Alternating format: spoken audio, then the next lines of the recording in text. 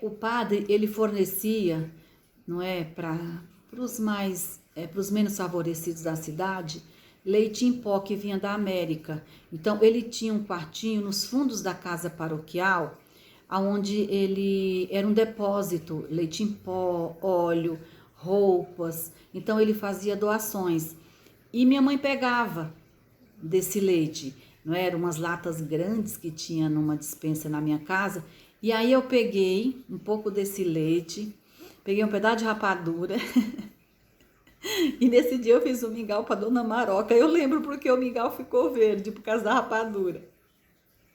Mas deveria ser muito gostoso, não é? Porque é tudo tão assim natural, aquele leite em pó gostoso. Isso é um ponto. E aí, voltando a falar do dia que eu levei ela na minha casa. Ela era quase cega, a gente tinha que levar ela segurando na bengalinha. E eu, muito curiosa, sempre fui muito curiosa e gostava muito de conversar, fiquei ali sempre perguntando para ela sobre a sua vida. Aí, quando nós chegamos em casa, ela quis sentar na cadeira de professora, né? E ela sentou e falou: ai, até que enfim eu tô sentando na cadeira de professora. Na verdade, era um mito, não é? Era uma lenda. Mas eu lembro daquelas cadeiras, elas eram amarelas, bem almofadadas, e transformava a sala num ambiente mais sofisticado do que o restante da casa. Porque quando você passava por essas duas salas, tinha um corredor, onde tinha de cada lado 2 quartos, e você chegava numa sala de jantar. A sala de jantar, o chão era de pedra, mas eram umas pedras assim pontiagudas, não eram assim pedras ajeitadinhas, né? Era mais ou menos iguais às pedras que tinha no quintal. E aí depois dessa sala, que tinha uma mesa redonda com uma cristaleira, né, onde minha mãe guardava as louças dela, e vinha a cozinha bem pequenininha com um fogão de lenha. Então eu lembro que um dia eu estava brincando. Minha mãe estava fazendo grinalda, ela gostava de fazer grinalda de primeira comunhão.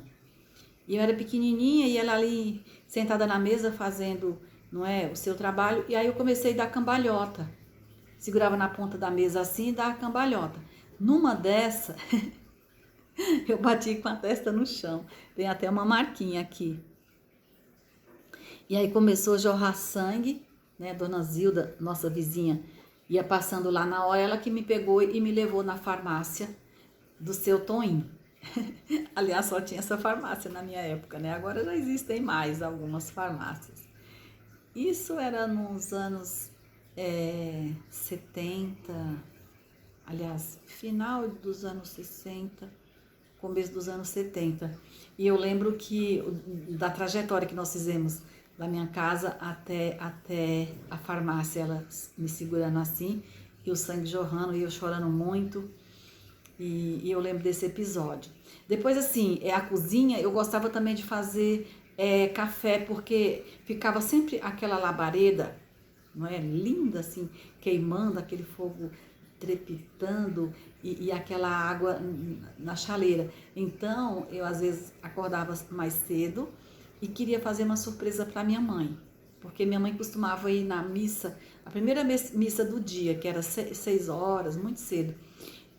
E aí aquele dia eu quis agradar minha mãe e fui para a cozinha fazer o café, não é? E às vezes era um desafio para mim conseguir pegar os gravetinhos e formar ali, não é, uma fogueirinha e conseguir o desafio de riscar o fósforo sem colocar o querosene, não é? Que era um modismo que existia naquela época, né? As pessoas às vezes sentavam na calçada e conversavam, falavam assim, olha, consegui fazer o fogo sem querosene. Quer dizer, eu estou economizando querosene para pôr na lamparina, porque nós não tínhamos energia elétrica. Então, eu gostava desse desafio, né? De conseguir ali juntar os gravetinhos, geralmente aqueles mais fininhos, para poder dar a chama, né? Então, assim, ia riscando o fósforo até que dava aquela labareda, e aí era o desafio. Então, naquele dia eu fui fazer o café, e aí eu acabei muito pequena, não é? O fogão era um pouco alto, eu acabei me queimando, né? Acabou que eu queimei assim na perna do lado direito, pegando assim a parte aqui da bacia, da virilha, né? E aí comecei a chorar. E aí o que eu queria fazer, que de fato era uma surpresa, eu fiz uma surpresa, mas foi uma surpresa de susto na minha mãe. Porque ela levantou, não é? E já foi lá, me pegou, e aí eu tive que, não é, tirar aquela roupa. E aí minha mãe cuidou de mim durante esse período. Eu lembro que passava uma pomadinha e ficou um pouco dolorido. Então isso foi um dos acidentes da minha infância. Foram alguns dias que eu tive que ficar assim quietinha, né, sem poder ir para as calçadas, brincar de macaca, né, que a gente brincava, falar de macaca, que era pular a amarelinha. Para nós era pular de macaca. E eu adorava fazer isso, porque eu era rápida, magrinha, né, pulava com o pé só. Então ia ali e fazia pegava um pedaço de papel, né? E ali umedecia, não é? Com cuspe mesmo. E você ia jogando no número 1, depois no número 2, e depois pulava e pegava só com uma perna. E eu vestia uns vestidinhos de chita, todo floridinho, parece que eu tô vendo aquele vestidinho, ele tinha uns lacinhos do lado assim, e eu me sentia assim uma verdadeira princesa, uma bonequinha, não é?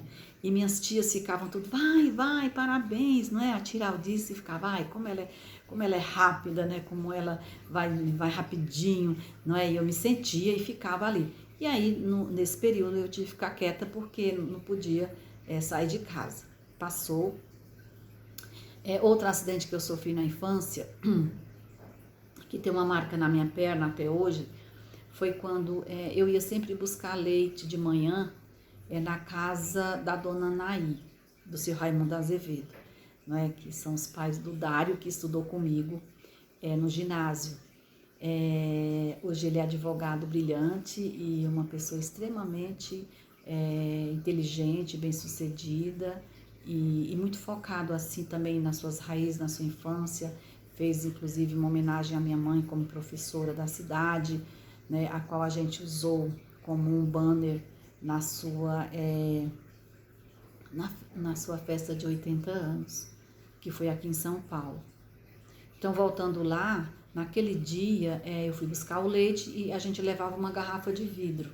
Eu lembro até hoje, era uma garrafa verde, não é?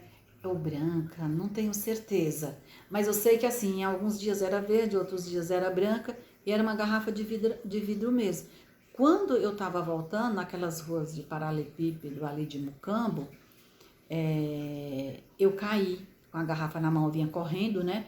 E aí a garrafa quebrou e fez um corte na minha perna direita. Eu tenho a marca, é uma marca registrada aqui, é uma cicatriz até grande, porque não deu ponto, né? Naquela época a gente não tinha um posto de saúde, e aí a gente cuidava com um pó de café.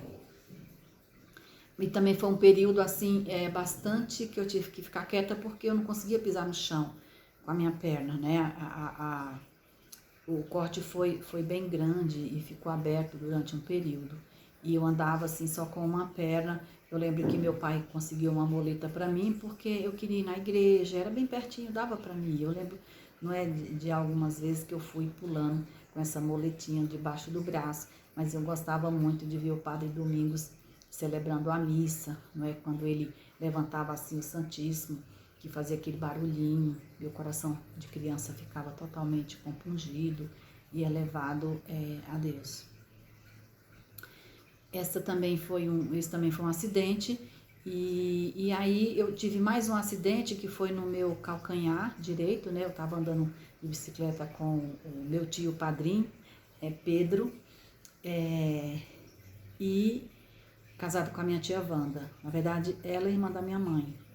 E o meu tio Pedro Francilino, que morava em Araticum, estava passeando em Mucambo e foi ver as roças do meu avô de bicicleta e me levou na garupa. E eu não estava acostumada, né? Durante um período, um besouro, né?